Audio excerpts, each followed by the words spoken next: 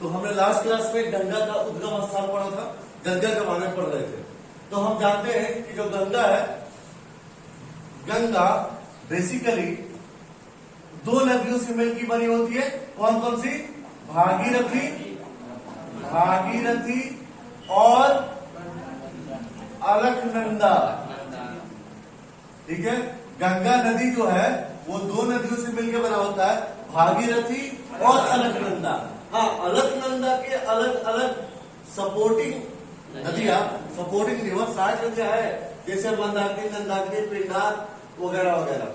ठीक है, तो ये मेन गंगा जो होती है वो अलकनंदा से और भागीरथी के मिलने के बाद गंगोत्री से शुरू होता है। ठीक है बेटा, सॉरी गंगोत्री, यहाँ पे गंगोत्री। ओके, तो हम ऐसे कह देते हैं गंगा यहां से आ रहा है, लेकिन एक्चुअली में गंगा नाम दोनों के मिलने के बाद से बनता है। किसका? भागीरथी और अलकनंदा के मिलने के बाद से बनता है। अब आ जाते हैं यहाँ पे, ये नदी कौन सी रिवर है? गंगा। ठीक है ना, ये गंगा आ गई। गंगा की सपोर्टिंग नदियां में यहाँ पे एक गोमती आती है। ओके, दूसरा घाघरा, ये घाघरा भी यूपी में आके इंटर कर जाता है। ठीक है, अब एक नदी है गंडक, गंडक जो कि गोरखपुर के बाद, गोरखपुर और बगहा के बीच में एक नदी आता है। कभी आप दिल्ली की तरफ जाएंगे तो बगहा से पार करेंगे गोरखपुर की तरफ तो एक नदी पड़ती है, देखा है कभी? कभी गोरखपुर जाने का मौका मिला है? यस नो बोल दो ना। नो। अच्छा, अगर कभी जाओगे तो बगहा के बाद से ये यहाँ पे नदी पड़ती है, कौन सी? गंडक। ओके, गंडक के बाद से मेन प्रमुख नदी है हिमालयी, हमारी कोसी नदी आती है। इधर क्लियर? यानी बिहार में प्रमुख सहायक नदियां गंगा की दो है। कौन कौन? गंडक और कोसी। याद रहेगा, गंडक और कोसी। हिमालय नदियां, ओके। नीचे से एक सोन नदी भी आता है जो कि सोनपुर में जाके ऐड होता है। और ये सोन नदी है, ये पठारी नदियां है, पहाड़ पर से आता है। ओके, पहाड़ी, दो तरह के पहाड़ होते हैं, एक पठारी पहाड़ और एक हिमालयी पहाड़। हिमालयी पहाड़ जो होगा उसको ग्लेशियर, बर्फ से बना होता है, लेकिन जो पठारी पहाड़ होते हैं वो पत्थरों से बने होते हैं।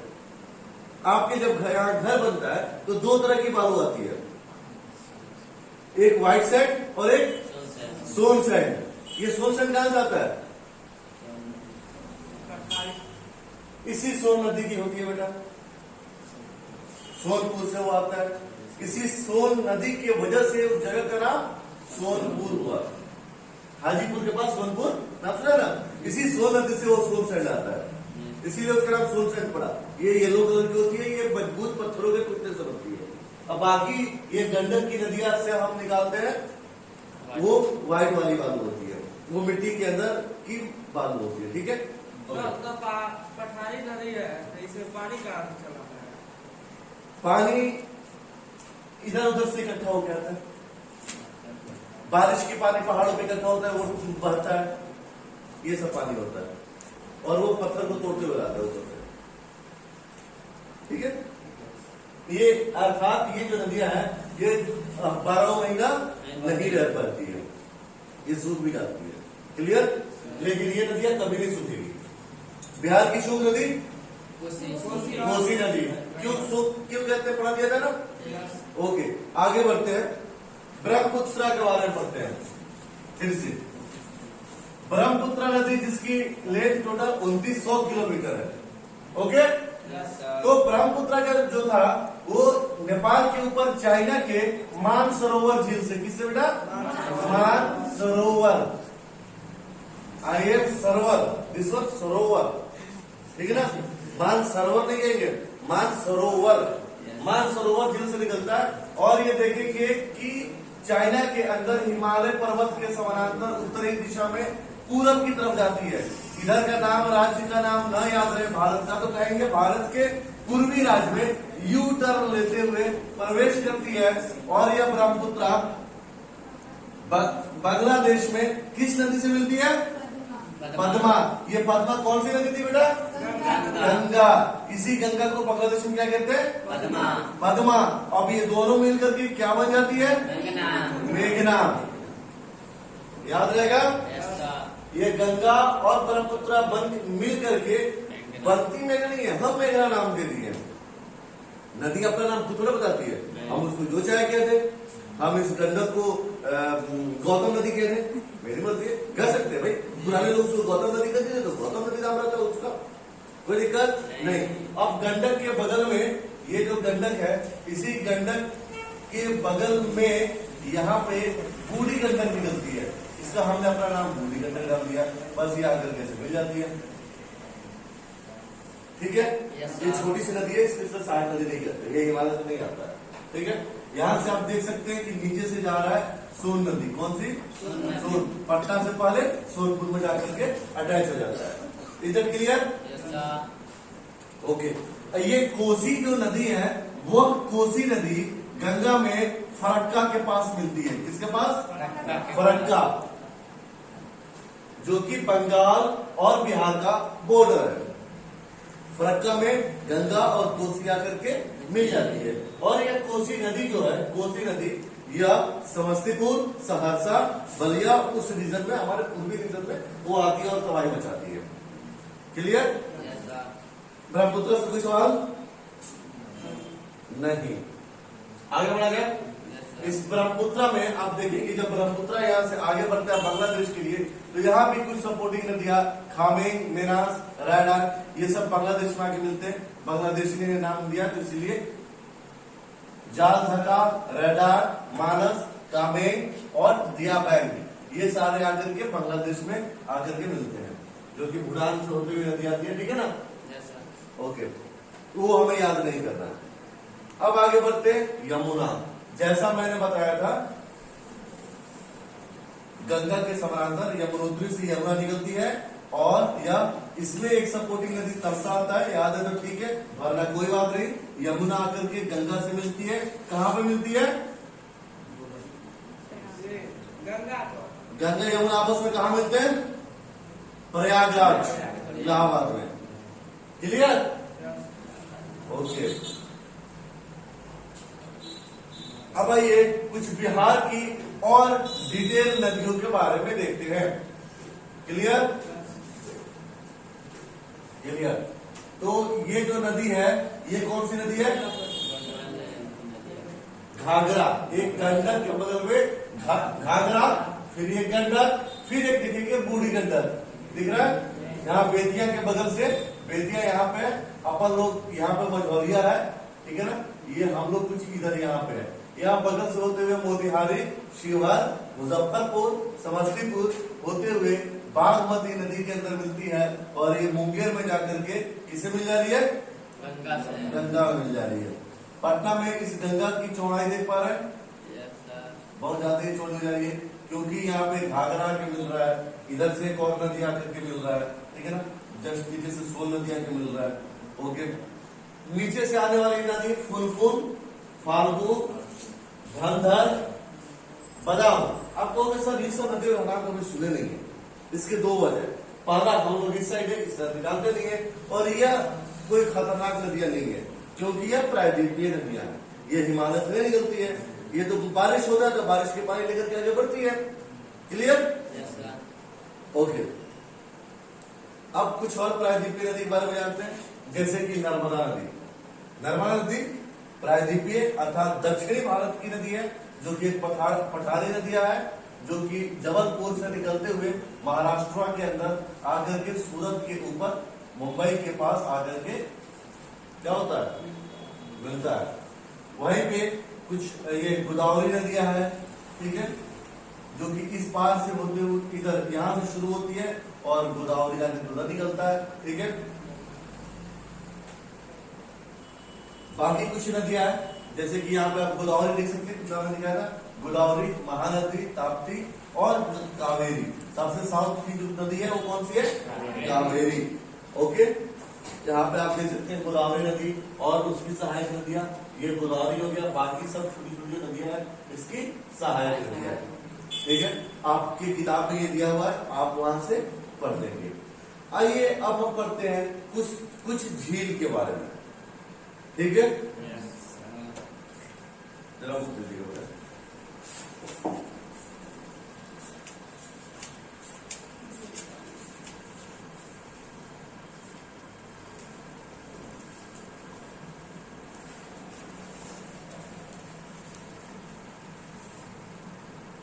झील किसे कहते हैं?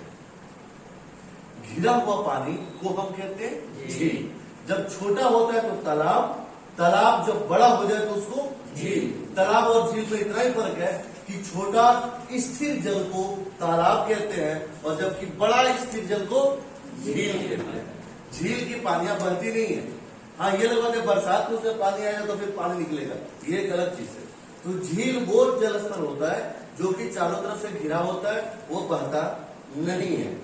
ठीक है, झील को कुछ कैटेगरी से बांटा गया है। जैसे एक कैटेगरी है धसान घाटी झील। धसान घाटी झील प्राय द्रोणी को कहते हैं, द्रोणी अर्थात बेसिन को, जहां पे नदियां जाकर के खत्म हो जाती है। अब ये बहुत बड़ा दलदली एरिया होता है जहां से नदी का पानी कहीं और जाने का जगह नहीं होता है, सारा पानी जाकर के उसमें डंप हो जाता है। ठीक है, तो वहां पे धंस गया तो धसान घाटी झील, ऐसा घाटी झील जहां पे नदियां आकर के पानी अपनी खत्म हो जाती है, पानी आके जमा हो जाता है। ठीक है बाबू, ओके।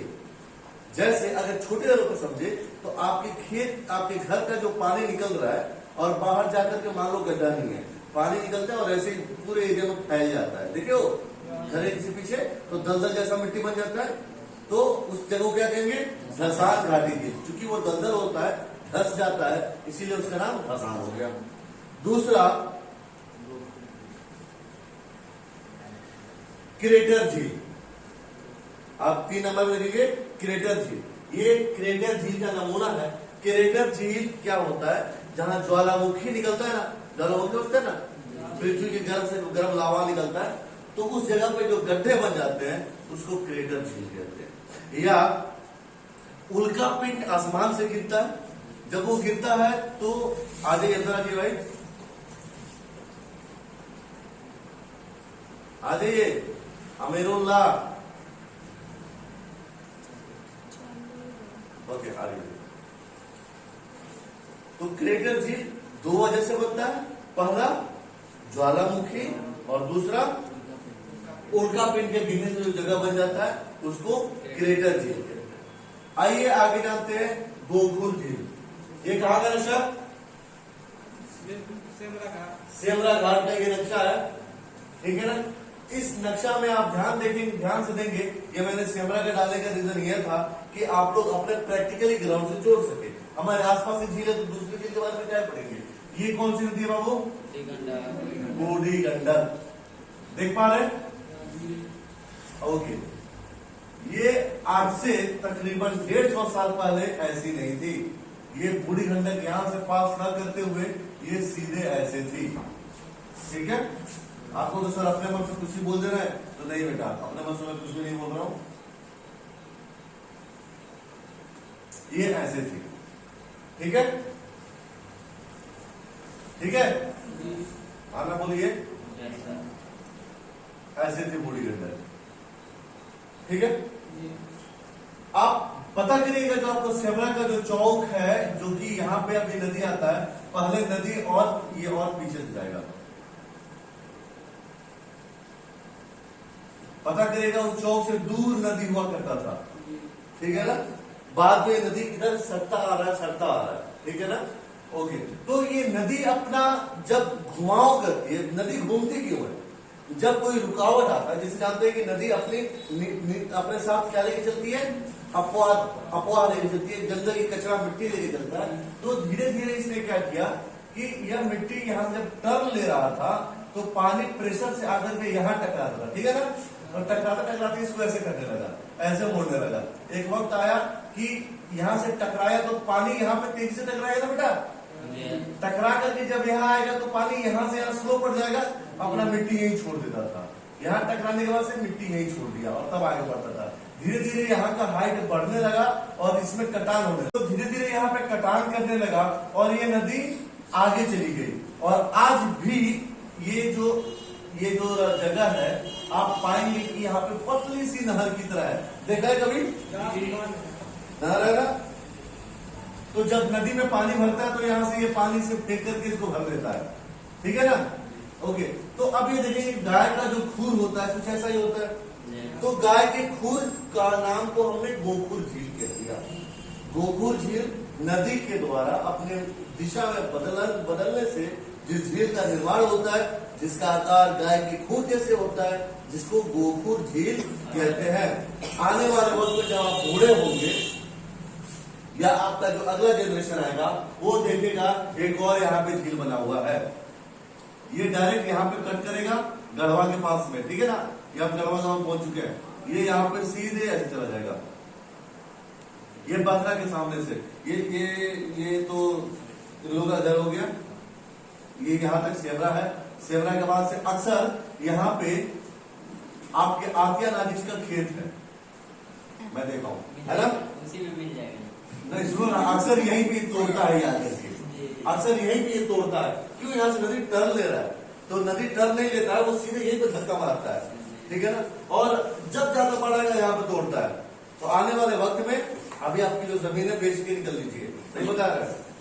अगला जनरेशन इस खेत को नहीं संभाल कर पाएगी, ये सीधे यहाँ से डायरेक्ट कैसे मोड़ देगा। नदी अपनी सीधी रास्ता चलना चाहती है, वो मुश्किल नहीं रहेगी, तो यहाँ से सीधे निकल लेगी, ठीक है ना। तो यहाँ पे आप ही का जमीन सामने है ना, और इधर आपका फार्म है, वो सब मिल जाएगा नदी के अंदर। बेटा सब बेच दो हमसे, निकल दो।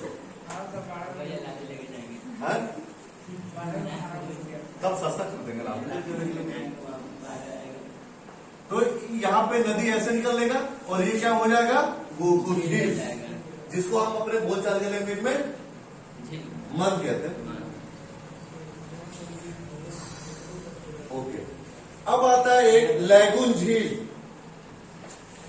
लैगून झील यहाँ पे ध्यान से देखिएगा, ये समुद्र के किनारे है, ठीक है ना। अब अपने टूरिस्ट पैलेस, चूंकि आप नदी के किनारे किनारे समुद्र किनारे अपना बीच बनाएंगे, तो आर्टिफिशियली और गड्ढा करके पानी को और अंदर लिया जाता है ताकि खूब ज्यादा सरफेस एरिया बन सके। किस चीज के लिए? बीच के लिए, पर्यटक स्थल बनाने के लिए। तो हम क्या करते हैं, अगर ये सीधा रहता है ना तो यहाँ पानी का बहुत ज्यादा लहर आता है, ठीक है ना। और एक छोटा सा एरिया बनता है, क्योंकि एक राज्य के अंदर की बात करें, मान लें एक राज्य की बाउंड्री ये है, ठीक है ना, तो इतना ही दूर ना इसका बीच होगा, और सभी लोग बीच में घूमे जाते हैं। तो कृत्रिम तौर पे क्या किया जाता है कि और जमीन को तोड़ दिया जाता है, गड्ढा कर देता है, ताकि पानी और आगे तक आ जाए। अब हमारे पास ये भी एरिया रहा, ये भी एरिया रहा, और इतना दूर घुमावदार एरिया भी हो गया, ये सारा बीच हो गया, ठीक है। इसको क्या कहते हैं? लैगून झील। ओके, हाँ जी, क्रेटर झील बताया जाता है बाबू, है ना। किस चीज से होता है? ज्वालामुखी या उल्का पिंड से। ये गोखुर झील हो गया, ये लैगून झील हो गया। अब ये रहा अवरोधक झील। अवरोधक झील प्रायः एक तरह से गोखुर झील की तरह ही होता है, लेकिन वो गोखुर के आकार का नहीं होता है। जैसे यह जो नदी थी पहले ऐसे पार करती थी, ठीक है ना, किसी वजह से बीच में अवरोध बन गया, ठीक है ना। तो ये रास्ता को बंद कर दिया और यही यहाँ से निकलता था, तो ये बगल से होकर के निकलने लगा, तो एक पतला सा स्ट्रिप बचा रह जाता है, ठीक है ना, उसे अवरोधक झील कहते हैं। जैसे अगर इसके अंदर मान लिया जाए कि यहाँ से ये डायरेक्ट ऐसे चला जाए और आने वाले वक्त में सब भर जाए बिल्कुल, तो एक छोटा सा ऐसा बन जाएगा, है ना। तो इसको क्या कहेंगे? अवरोधक झील। क्लियर? जिसका एग्जाम्पल आपके मोतिहारी में कौन झील है? मोती झील। मोती झील वो अवरोधक झील का उदाहरण है। अब आता है हिमानी झील। हिमालय पहाड़ों के बीच में बड़े बड़े पर्वत श्रृंखला के बीच में जो गड्ढा बनता है, उनके बीच में जो बर्फ के पिघलने से जो पानी जम जाता है, उनको हिमानी झील कहते हैं, ठीक है। ओके, सातवां है भूगर्भीय झील। भूगर्भीय झील वो झील होता है जो पृथ्वी के अंदर से जमीन फूट करके पानी निकलता है। सर ऐसा होता है क्या? जी होता है। अपना बूढ़ी गंडक किसकी उत्पत्ति है? भूगर्भीय झील की उत्पत्ति है। अपनी जो बूढ़ी गंडक है, निकलता है, ये भूगर्भीय झील की उत्पत्ति है, जो कि भूगर्भ पृथ्वी के अंदर से पानी निकलता है। कैसे निकलता है ये बाद की चीज है। ओके, इसी के साथ आपका यह यूनिट समाप्त होता है।